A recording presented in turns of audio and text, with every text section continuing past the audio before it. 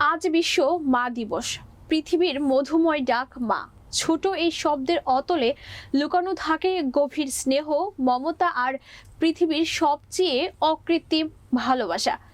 গজারিয়া প্রতিনিধি মাসুদ আহমেদের প্রতিবেদনে থাকছে বিস্তারিত।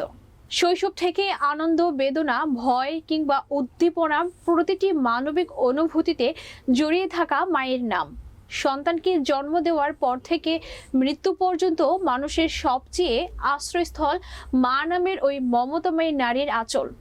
প্রতি বছর মে মাসের দ্বিতীয় রবিবার বিশ্বব্যাপী বিশেষ মর্যাদায় পালিত হয় বিশ্ব মা দিবস। সে হিসেবে 12ই মে রবিবার বিশ্বব্যাপী পালিত হচ্ছে মা দিবস।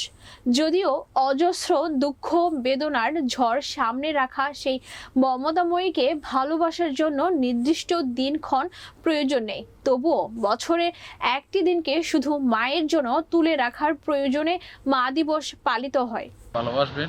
মা দিবসে প্রত্যেকটি মায়ের সুস্বাস্থ্য ও দীর্ঘায়ু কামনা করছি। আলহামদুলিল্লাহ ওয়াসসালাতু লিআহলিহা। আসলে মায়ের ভালোবাসা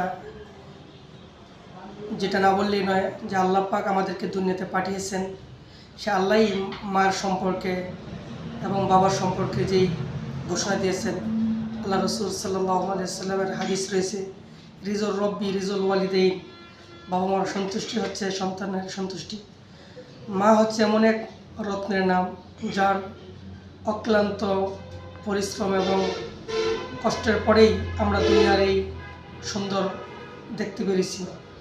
জন্য মায়ের প্রতি কী পরিমাণ ভালোবাসা একটা সন্তানের থাকা উচিত, এটা আসলে মুখে যতটা না বলা সহজ, তার সাথে কাজে বেশি করা কঠিন।